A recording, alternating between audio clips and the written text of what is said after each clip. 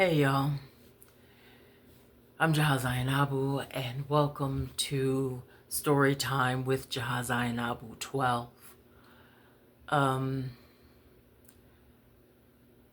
trying to think of a random story to begin with, but I don't know that I have a random story to begin with. I think the random story today that I'll begin with is just how I feel today.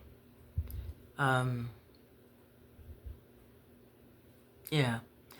And perhaps later I will, well, eventually, I'll read some poems. I'm thinking from my ebook, Poems on a Night in Georgia Like This. Maybe. Today, and lately, the past few days, I think, I have just been feeling like it is possible that it is time for me to be back on meds. It's been over a year since I have been on them. And lately, I keep swinging from these really intense. I'm trying to get that glare from my glasses out, but no go. I keep swinging from this intense feeling of anger. And I don't connect feelings of anger with depression because there's a lot to be angry about. This world is kind of a scary place right now. I mean, when isn't the world a scary place? But there's a lot going on. And so I go from feeling these feelings of anger, and then I'm in this, and then I'm settled. And then I'm feeling very euphoric. I'm feeling very in the sky, in the clouds. I'm feeling happy for the same no reason I'm feeling angry. And sometimes too happy. And I don't know if I'm connecting that to mania. It's been a minute since I've had a manic episode, and it doesn't feel like that. It doesn't feel like me doing too much, like, you know, with my arms and hands and talking too loud. And that's how I look in a manic episode. But this doesn't feel like that. It just feels like happy, but not joy, just at peace, just kind of settled, like kind of resolved, kind of accepting. And then I feel back to whatever normal is again. And I don't really talk about it.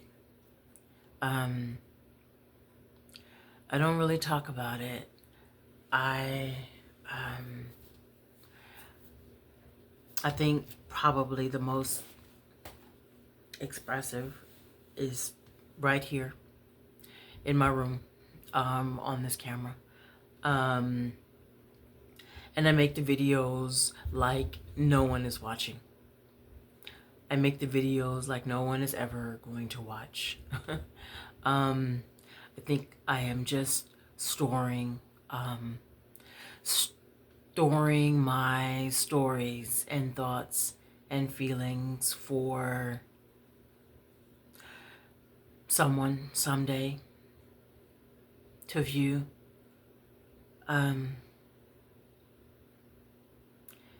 And right now I don't have a pin on how I feel at all. I'm not down. I'm not down. I'm not up. I just feel here, and maybe you can relate. Maybe you're feeling this too. Yeah, maybe you're feeling this too. Today I went to church and I had a good time at church. I had a good time at church. And there was something the minister said that struck me, that I connected to.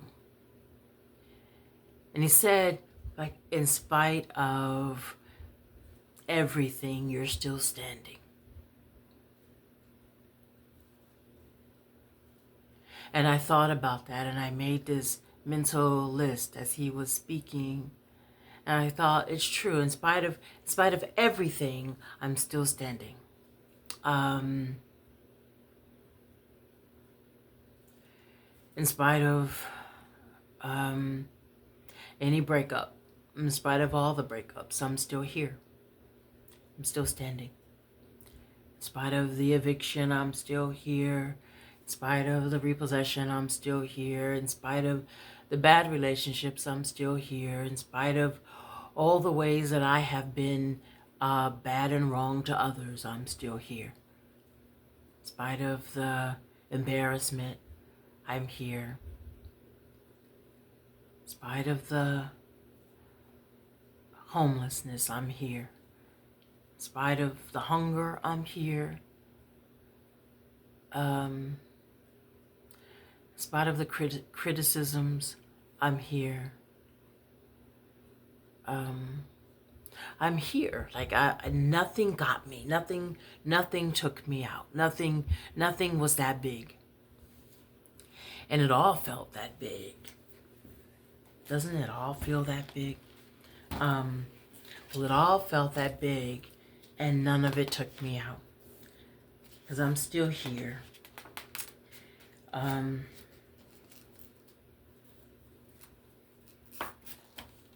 I don't know what today's video will look like. I just feel this way. I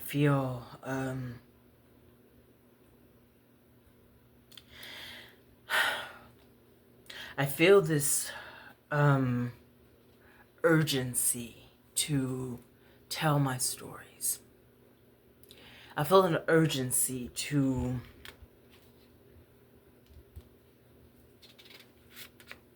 leave myself here. I feel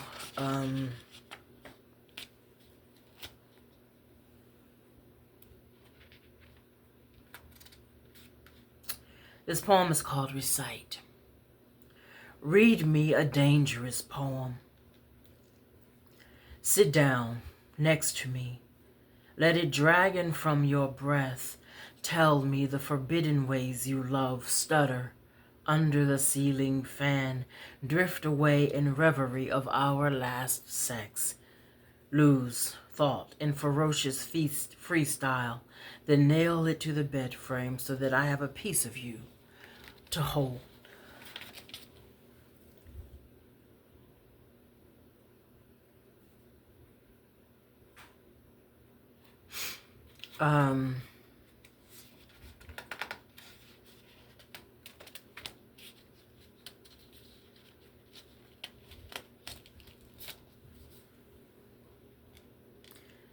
This poem is called Like This. My love requires deep listening and heavy lifting, requires long walks, a long and heavy walk. My love requires tongue, talking, and time, requires swimming in deep waters. Lovers have drowned in me before. Can you swim? You. I wake each morning drenched in your fucking. I cannot tell where dreams end and sun begins.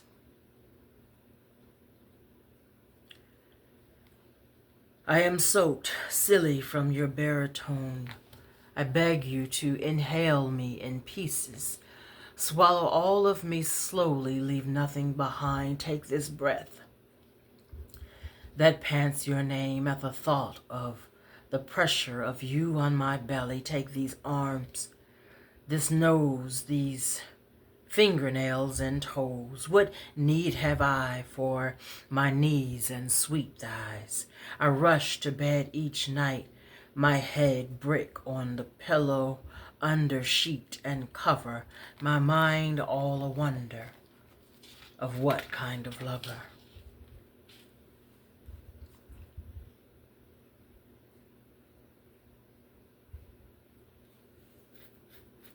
This poem I wrote to my joy. We hold this friendship, hollow as eagle, soaring high in blue wizardry, this pledge of sisterhood. Behold a thing, binding as pinky swear.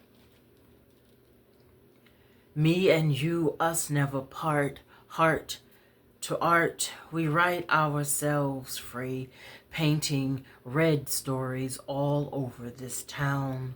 She be vault, secrets stashed, safe as war story. I clutch tears she ain't ready to let loose to stage. What blood got to do with family? What DNA matter to hands that slap five? Ain't no ocean, ain't no sea. What miles apart got to do with connection? What river, what lake keep my sister away from me? We share stories like Siamese twins. Only way I'm free, my sister free too. Share wisdom and wine, weed and woes, books and clothes. This is God. To friends like this, hold space this deep. This is love. This is love.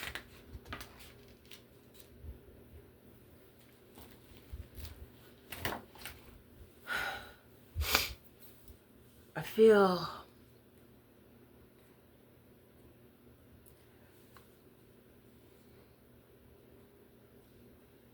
I don't know how I feel. I don't know how I feel. I'm not sad. This is not an alarm. I just feel this way. I don't have words for it today. And this is what this looks like. Maybe you feel this too. Um,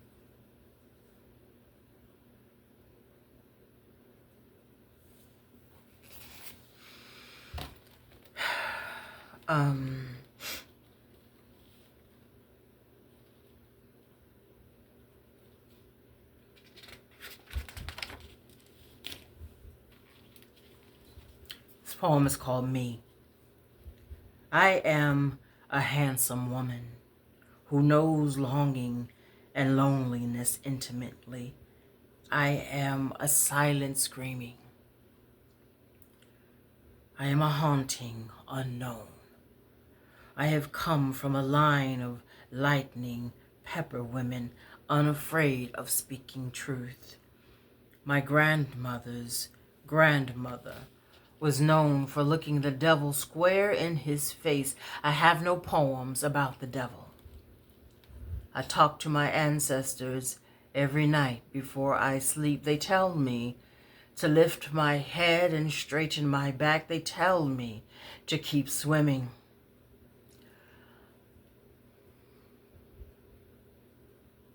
On days I could let the purple of life swallow me whole. That's how I feel, I think. I am a swimmer. My mother is a swimmer, and her mother too. I write poems about longing and remembering, about joy too, happiness too. No woman's life is any one thing. I know that I am at least part hocus pocus, where my legs straighten and hold my body stronger during the toughest times. I know every good thing I am, I owe to God who gives me courage. I am a poet and have been known to prophesy. I am a prophet too. I began a little brown girl hiding metaphors under my pillow, inscribed inside my throat. I am a force, like rain and rent due, like grandmama's hands. and a baby's laughter. You see how grand I am, how itty-bitty I am when I am next to the ocean. This body is temporary, but the flaming soul I am is more forever than sky. There are spirits ganged up behind me, reminding me that I am never alone. I had a dream last night. I had a dream last night that I was braiding Peter J. Harris's hair. And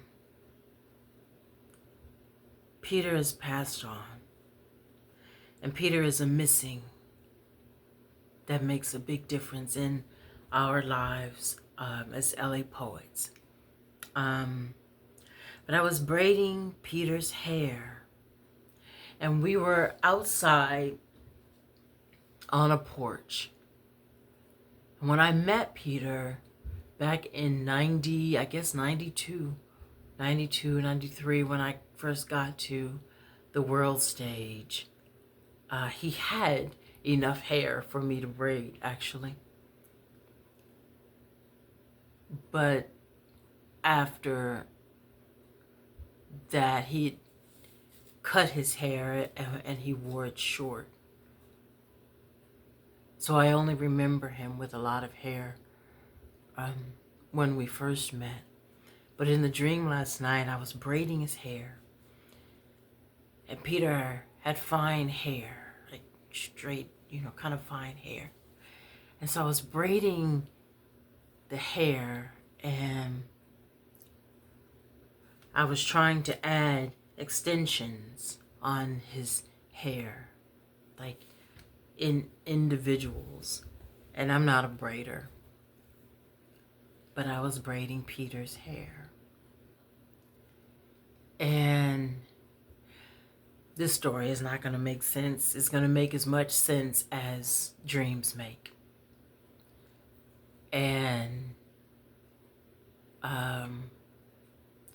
so I finished braiding his hair, and then Valerie Bridgman, Reverend Dr.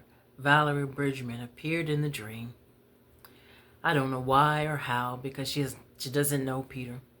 But she appeared in the dream. And she sat with me. And I was present to that Peter had just been there. And then now he has gone. And now Dr. Valerie is sitting with me. And now we're in my home, where I live now in Atlanta. And we were sitting on the couch. And she said in the dream, I have to let you go. And it made me so sad. And I didn't understand what her letting me go meant in the dream. But she said, I have to let you go. And in real life, I serve as the artist in residence for Woman Preach, an organization that Dr. Bridgman is the founder of. But she was letting me go, and she said,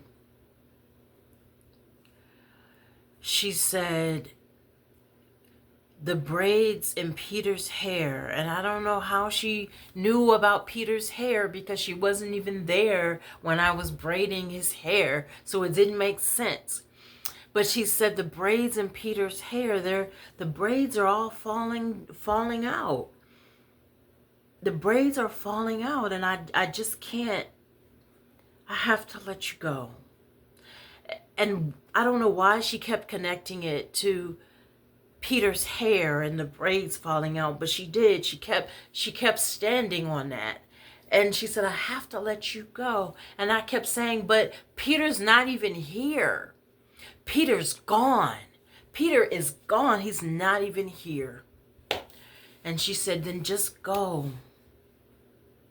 Go there. Go there. And I was like, where? Where? And I kept saying, but I never promised that I was a braider. I never promised you that I was a braider. You hired me to recite poetry. You hired me to tell stories.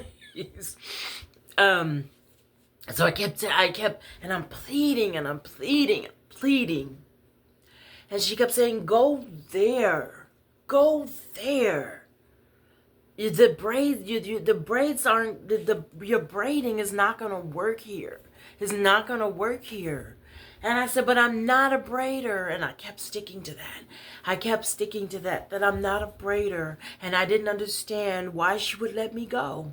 I've been with this company for 15 years in real life. And I was like, I've been here for 15, like, why now? Why now? And I'm just like this kid, and I'm pleading, and I'm crying. And I woke up with this deep heaviness.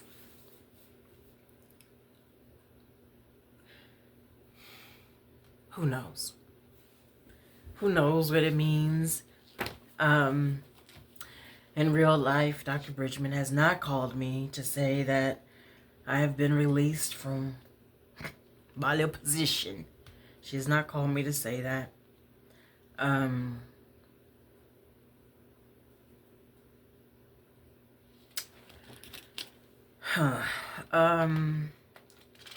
I just feel this thing, this heavy, this.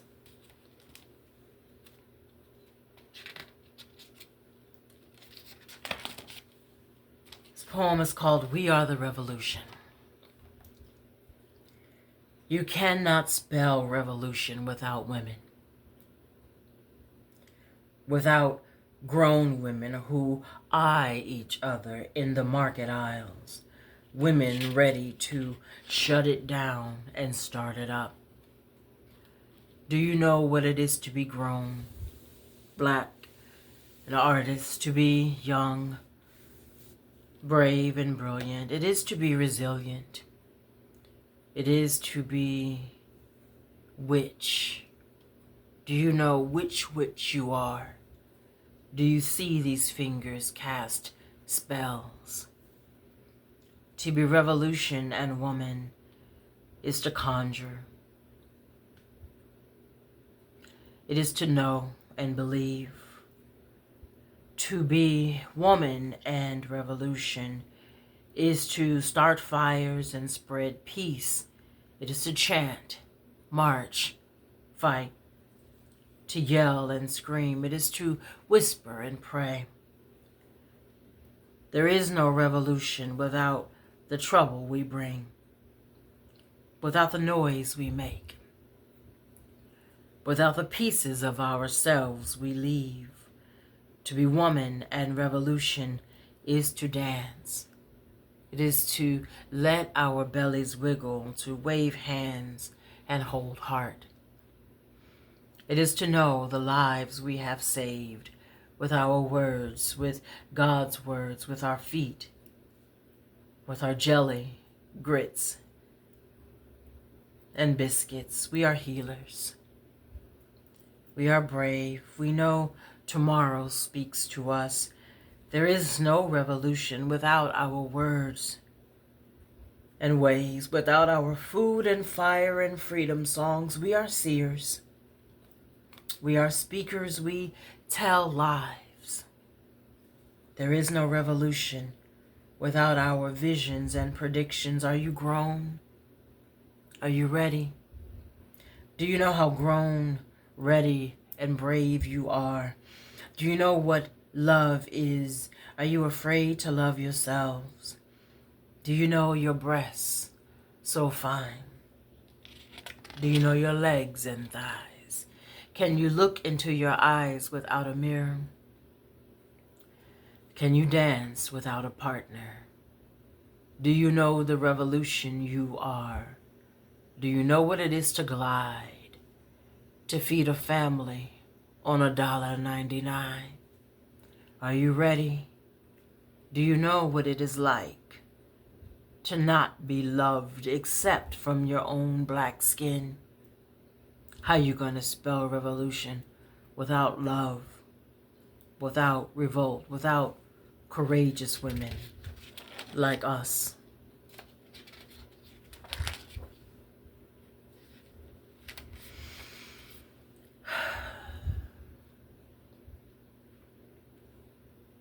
Change is slower than a bomb. Love is faster than a bullet, a bomb, a promise, a fist. Braver than a girl in Gaza who has run out of tears. It takes too long to win a war. Things change. My hands used to be hospitals. Now they are Holy Ghosts. Children want to go home. To what home? Where? To what parents? What food? Clean water? Where? When will this all be over? How many piles of bodies does it take to end a war? This is how you put a gun down.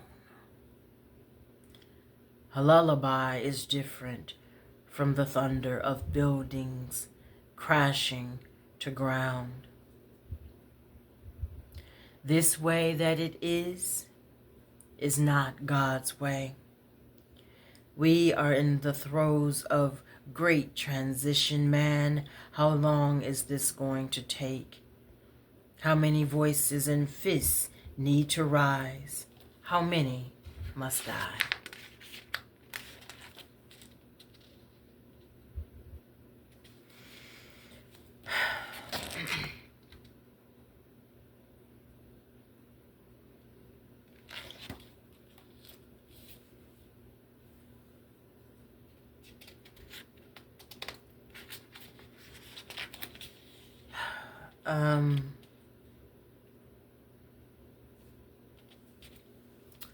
I don't know, people.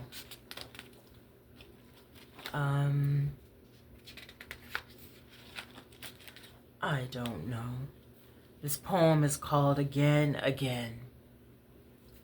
Here we are, hoping again, on bended knee again, protecting our daughters, our reproductive rights again, praying for the safety of our children again, again.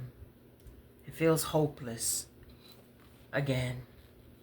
But here we are, white men in hoods marching down streets in Ohio. We all feel unsafe because under that hood is my dentist, my doctor, my children's teacher, my lawyer, my loan officer, my pastor who knows. White children raid the halls of Beverly Hills High School with poles and Trump flags. And this is California, the New South. I won't bore you with the news of the day. Let that sink in. Here we are. And the weary still must rest. The oppressed must organize. Preachers must preach. The congregation must pray. The youth must be educated. And the artist must create. And we must all ready ourselves for the same again. You know, I think that I am just tired of againin'. I do. I think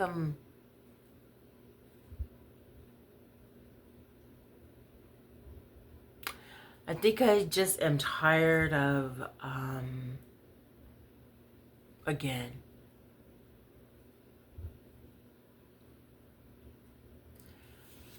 I think I'm tired of doing it again. You know, whatever it is.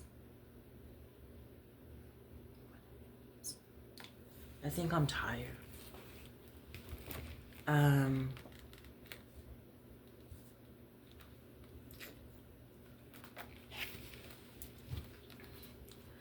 Let us see.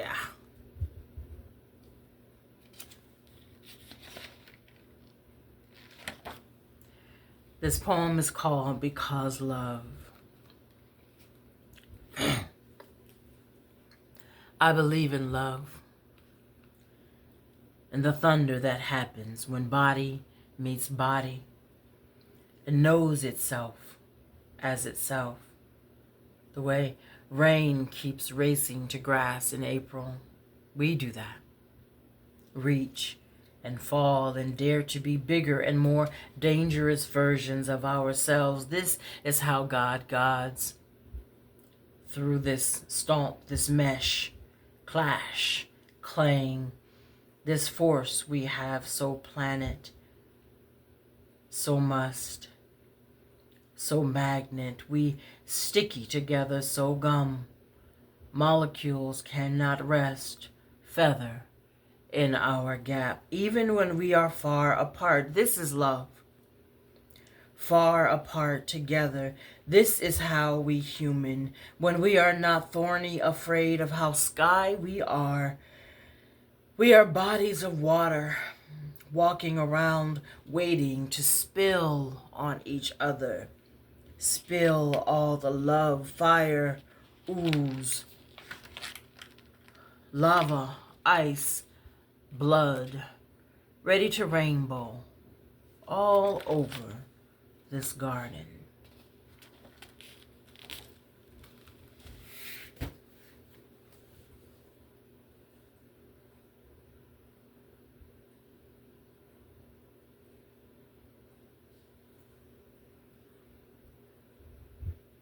Today, I just wish that I wish I could talk to people I can't talk to anymore.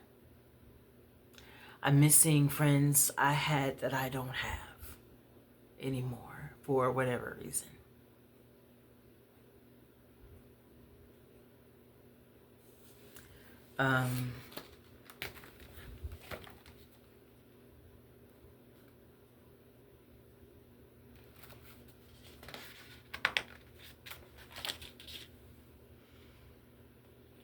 This poem is called This Just In. This morning on Crenshaw, just north of Hyde Park, I saw a full-size mattress leaning against a tree with its sheet on the ground.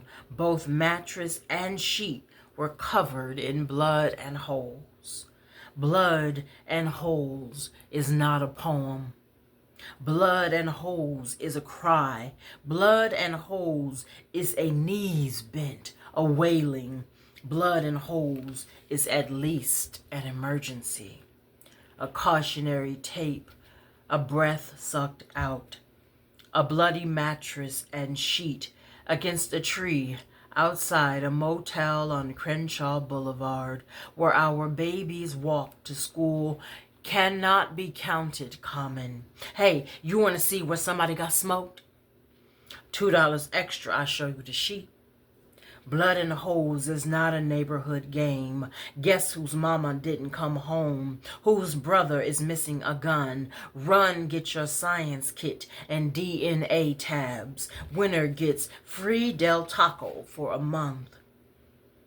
How can I wipe away blood and holes from my mind? Can't even stop saying it on this page.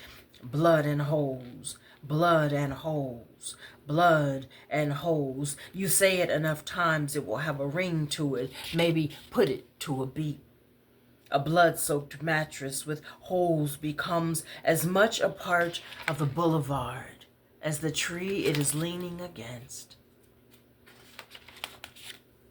I remember that day. I remember that day clearly. That day,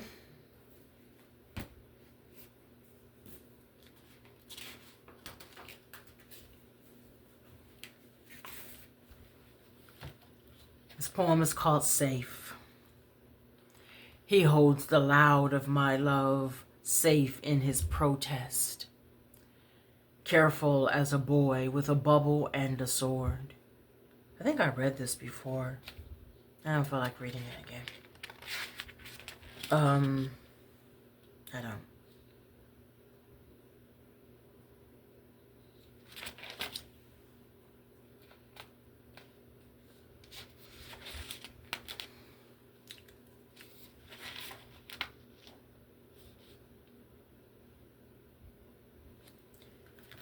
Dear Jaha, loving yourself is showing up as your word, as your commitment to family, art, and justice. It is knowing that love matters, that your love matters, your words, your hugs and hellos. It is not being swallowed by the headlines of the day, even today, when white Mississippi teen runs over black man for fun. Police say it is not a hate crime. Even on days when the news of the day seems bigger than you, when you cannot manage the lows or come down from the highs, loving yourself is allowing yourself to just be as the ugliest moments wash over your head. I do not know that the waters will not drown you. Every episode will not end well, I promise. But decide in every moment to choose love, Jaha. Loving yourself is knowing that your love is powerful enough to hold itself up. Loving yourself is using your hands to serve someone else. What did you do today? How did you show up in the world so that someone else is better? A better that matters and makes a difference in the world, on your block, in the car, at the stoplight next to you. Did you hold a hand? Did you give a heart? Love yourself enough to reach down past your words. Give your whole heart beating to at least someone. Did you listen to a story? Did you let a stranger share her God with you? Oh, Jaha, that is the best. Watch her face rainbow after the telling of each blessing. Did you unbusy your moment long enough to hear him say, I love you? Did you see his shoulders fall? Be brave enough to wait for shoulders to fall before you turn away. Loving yourself is being committed to someone else's win. It is knowing when enough is enough and when time to rest. Loving yourself is giving love away. To love yourself is to know that life is only right now. Remember that everything you carry into the very next moment is the world you create as the next right now.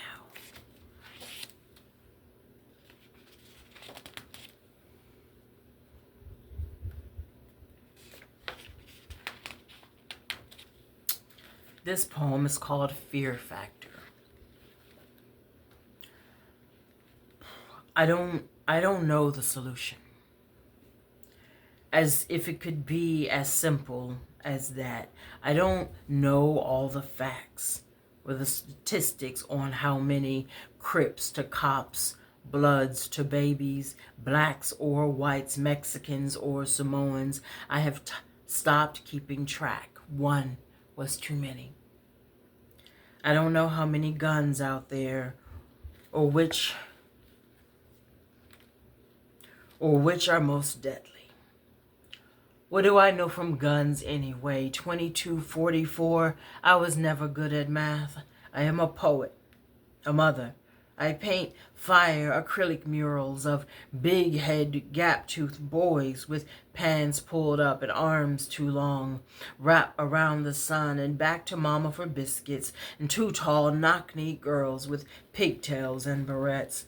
But these babies I paint and write stories about keep disappearing, keep getting killed and kidnapped. Somebody sees something. It's getting Harder and harder to find smiling fathers to take pictures of. Can't open my news feed without seeing a girl barely 13.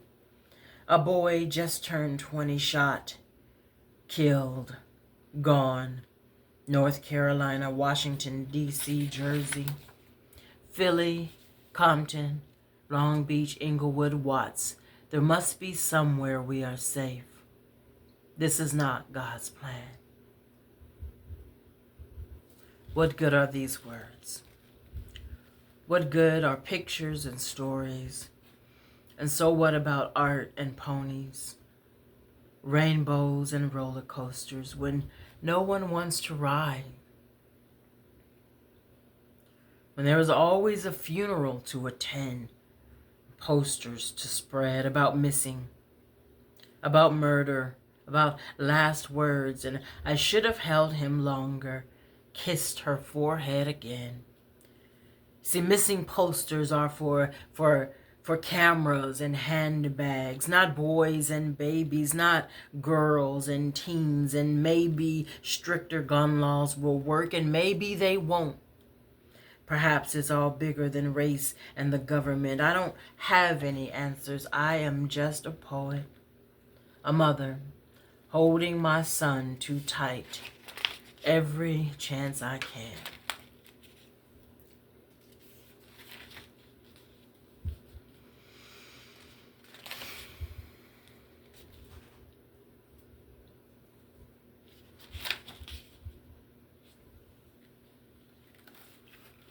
This poem is called Los Angeles. There are groups of police on Crenshaw Boulevard, clustered on every corner from Adams to Manchester. I see them at every light.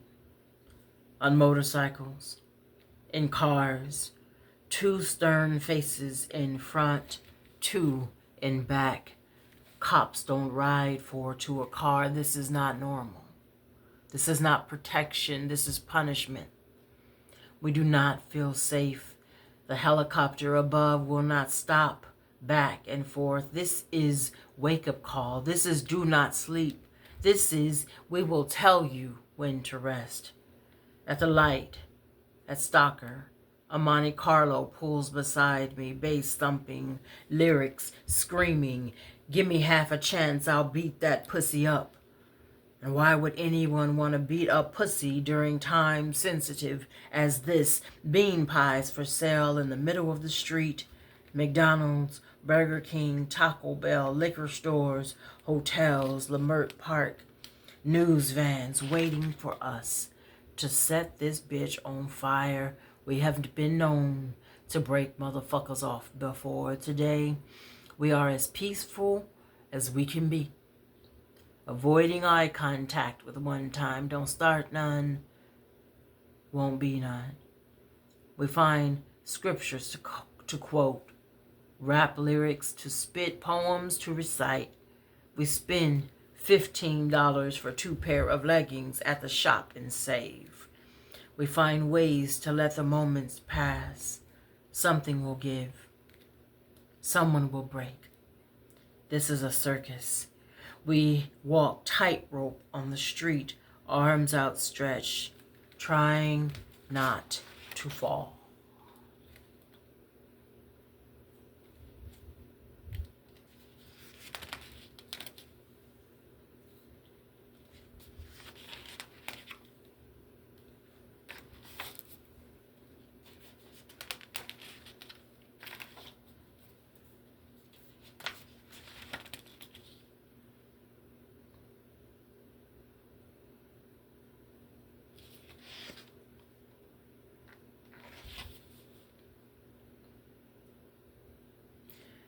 This poem is called Notice. There is all this to say about what is right and wrong. All this talk about sin and God. About Jesus and Mary. This wisdom about Job and his friends. Pontificating over $5 tea at Starbucks or so. Next to the man sleeping in the snow.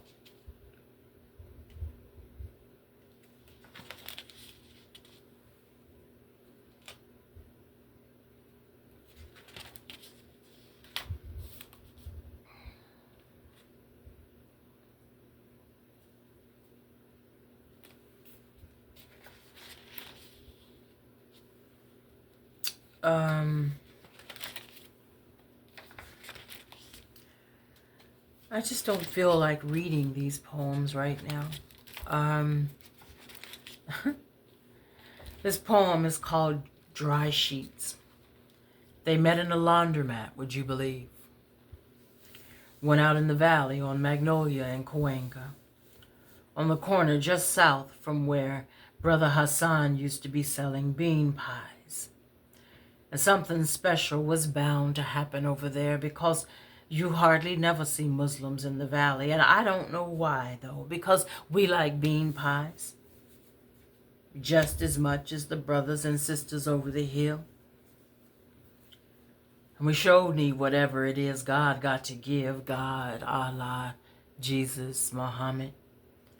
My uncle said, it don't matter none what you call him because the wisdom come from only one Most High. He is dead now, though. My uncle, that is. And she was folding Tide-scented sheets and just about to wipe the sweat from her brow because it sure do be getting hot in the valley, don't it? When folks be having the air on where you cold when you inside and you hot the minute you come out again, and well, that's how folks be getting sick. I guess everybody don't think about it like that, though. Well, she looked over and couldn't believe she was seeing what she was seeing. But there he was, plain as day. And she walked over to him real slow like so she don't run him off none. After all this time, you never do know how a person feel.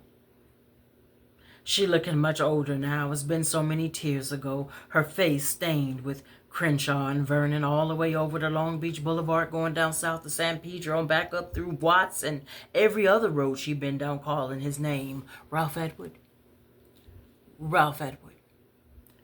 She whispered so low she could barely hear herself say it, but his bones felt the fire of every syllable. That's you, ain't it, boy? And he looked up into a face where it used to be so soft he could see through and reach the moon. And they just stared right through each other's eyes. And they never had to say how hard times was alone. He just held her in his arms so weak he could barely keep up his own bootstraps, and she released tears she thought she'd run out of. Pipes and joints and shots ago. She never had to apologize for imploring her 4-year-old baby boy to stop bitching and stand right there at the window and hand the shit to the motherfuckers when I say so, damn it. She never had to explain the drugs she used to forget what she sold. He just held her tighter and rocked. And every squeeze said that he would never understand. And then he remembered Jesus saying to Peter, he remembered Peter saying to Jesus, Lord, how oft times shall my brother sin against me and I forgive him? 7 times? Jesus said, I say not unto thee until 7 times, but until 70 times 7. And he knew that Jesus meant to add an additional 70 and 70 and 70 when it came to mothers and sons. He never had to forgive her for leaving him alone in an abandoned building one night while he slept.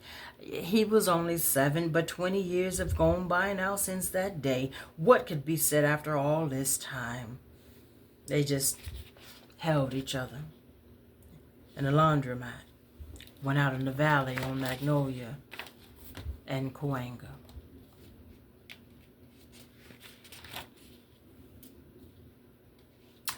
I wrote that poem in a laundromat in the valley on Magnolia and Cahuenga when I lived in where was I living? North Hill? Not North Hills. North Hollywood. Yeah, North Hollywood. And I used to write poems at the laundromat a lot. I wrote poems at the laundromat a lot. The laundromat at that time was kind of my escape. I was in a relationship I shouldn't have been in. I shouldn't have been in because it was unhealthy for me. And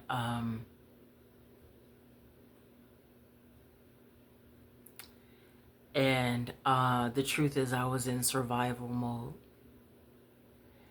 And you know who you are. And you were awful to me. And I let you be awful to me. So it's me.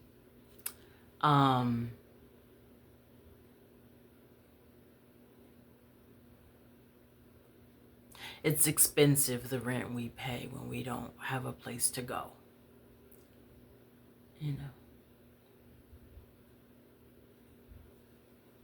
Somebody said it's expensive to be poor. And you were awful.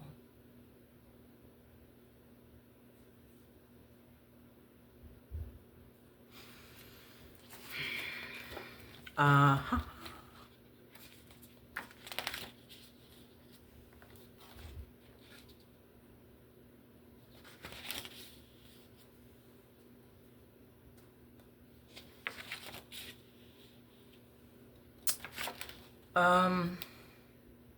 I don't want to read from this book anymore.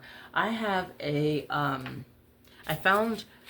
never published this, but I kept a collection of bus stories.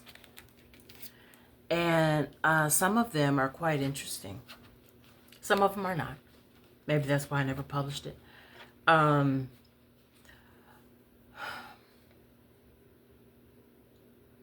Some of these are notes from a Greyhound trip that I took with my son, Urias, from Atlanta to Los Angeles. And I think the Greyhound trip from Atlanta to Los Angeles is about 4 days. This is in 2009. Actually, Wednesday, August 19th, 2009. I am sitting in front of a black man in his early 60s, dressed up, Southern black man sharp, hat, suit, doing too much for a Greyhound trip. A white woman, maybe a few years younger than he, sat next to him and got all up in his business, which he was a bit slow to reveal at first, but soon gave in. Woman, where are you going? Man, Dallas. Woman, you married? Man, no, I ain't got no wife. Woman, well, what happened? Man, I just ain't got no wife. Woman, you got any kids? Man, yep, 6. Woman, they live with you? Man, no, I'm homeless. Woman, then where do you sleep? Man, under a bridge. Woman, you don't look homeless. You look like a Philadelphia lawyer. They laugh, and I do too. Woman, how do you make your money? Man, I'll show you. And he pulled out some cards with writing on them and what looked like a Bible, I can't tell. Woman, and they pay you? Man, yeah. Woman, do you always sleep under a bridge? Man, no. Sometimes I go to the Salvation Army, but not a lot because I can't stand a lot of fighting and arguing. Woman, you don't like the organ? No, arguing. Woman, arguing? Man, arguing.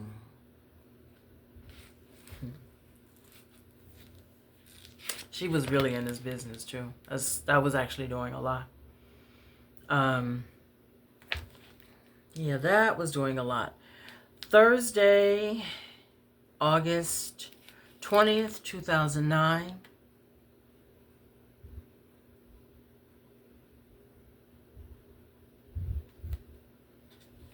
2:20 p.m. El Paso. Driver. This is America. It's their responsibility to learn to speak English. Passenger. But if we learned to speak Spanish, it would help the communication, you know. When I was growing up here in El Paso, we had to take Spanish from the first grade to the sixth. Driver, shaking his head. No, this is America. What they gonna do when they go to the East Coast? I'm too old to learn. I'm too old.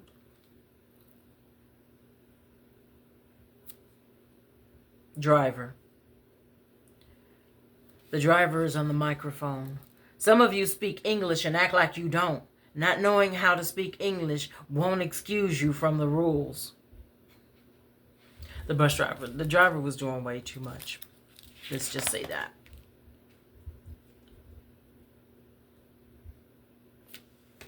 I don't know what day this is, but apparently I'm in the city.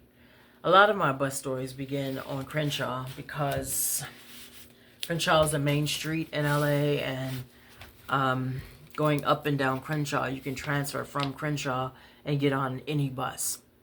Kind of. You didn't ask that. 2:10 bus on Monday night. 7:30 south on Crenshaw, crowded bus, starting point Crenshaw and Pico. Black man in his late 40s in a wheelchair enters the bus and tried to make his way to the wheelchair post. There is a 70-year-old frail woman standing in front of him. I remember this day, my God. Man, move, lady. You see I'm trying to get on the post over here. You see I'm in a wheelchair, don't you? Get out of my way, woman. Sorry. I'm so sorry. I trying. No room. Man, well, you standing there like I got all goddamn day. Black woman in her early 40s. What the fuck you expect her to do? You see she trying to move. Man, this ain't even your business. So why don't you just stay on out the Kool-Aid? Black woman. You just stressing this old lady out because you know she ain't gonna say nothing back to you. Won't you scream on somebody that'll fight back? Man, won't you just stay out of it? I ain't even talking to you. I'm talking to these damn Mexicans on a bus all in my way. Black woman. What all the Mexicans got to do with anything? Why are you still talking? The lady out your way now, you just mad because you in a wheelchair. You just need to accept your condition. Man, hell yeah, I'm mad. Black woman. Well, you don't need to be trying to run over this old lady. You don't know if she got diabetes or if her bones are brittle or what. Just go somewhere with your fucking chair. Man, you better shut the fuck up before I ram you and her. Black woman. You ain't gonna do shit. Turns to the lady. Don't worry, ma'am. He ain't gonna do shit. He just mad because he in a wheelchair. Turns to the man. Accept your condition and shut up. Back to the woman. That's what's wrong with him. He mad because he in a wheelchair and he younger than you and you all old and shit walking around. Don't pay him no attention and don't be scared of him. I got your back. Don't nobody give a fuck that he in a motherfucking wheelchair. I'll fuck him up. Ma'am, don't trip. You okay. I got you. I'm telling you, riding the bus cures all writer's block. 2:10 bus south on Crenshaw. Old man. How you doing, pretty lady? Me. I'm fine. Old man, smiling. I was fine too till I lost all my teeth. Can't find them nowhere. We laugh. 2:10 bus south on Crenshaw. Two black men in their early 20s talking. Man one. No, Tanisha just a side bitch I'm fucking. I really want a white girl. Man two. You tripping. Man one. Shit. Man two. Where you on your way to? Man one. This bitch house? Man two. You need to be looking for a job, motherfucker. Man one. Shit. Maybe in a couple of months when I get off probation. Man two. Alright then. Man one. Alright.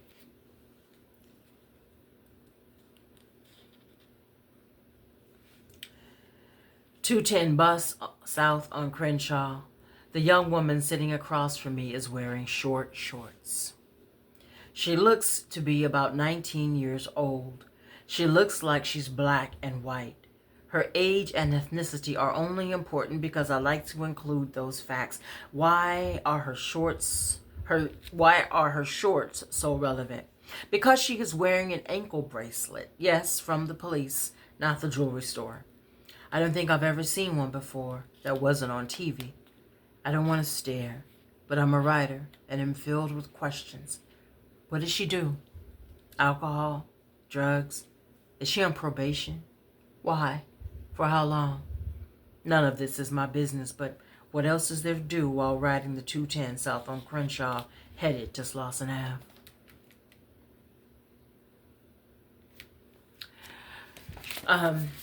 So I have a lot of bus stories. I think my most interesting bus story was on that trip from Atlanta to Los Angeles while I was with my son. The Greyhound bus has these really weird off the beaten path stops where they stop at dark 30 in the morning.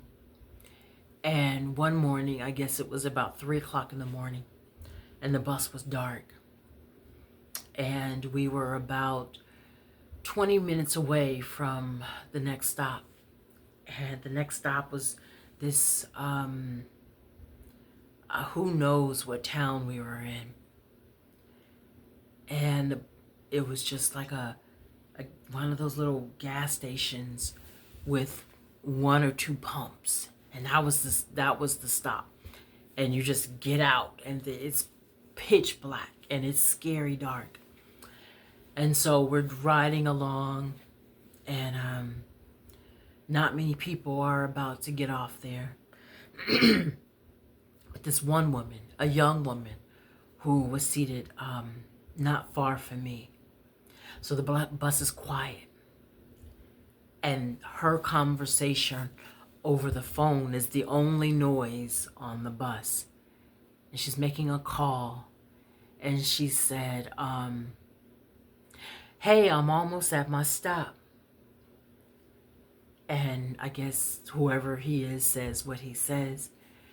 And so she says, stop playing, but I'll be there in about 10 minutes. Are you still coming? And so people were getting curious because it's 3 in the morning and you are about to be dropped off in the middle of nowhere. And she has a baby with her, a baby. And she says, are you still coming? So people are listening. And she said, well, I have curly hair. It's long. I have green eyes. Like, she's describing herself. And people were like, oh my God. So she says, I have green eyes. I got my baby. And who knows what happened. But I don't think that man Bitmo showed up at 3 o'clock in the morning at bumfuck Greyhound stop than the man in the moon. And who knows where she was running from? Who knows anything, It's easy to judge, but so I don't know what today's reading was. I promised you I would show up with stories every day. I did not promise you I would feel good every day. I hope that you're well. I do. Love yourselves. Love yourselves so much. And just remember that everything you do is the very last time you will do that thing that you do until the next time you do it. So do it well. Do it well.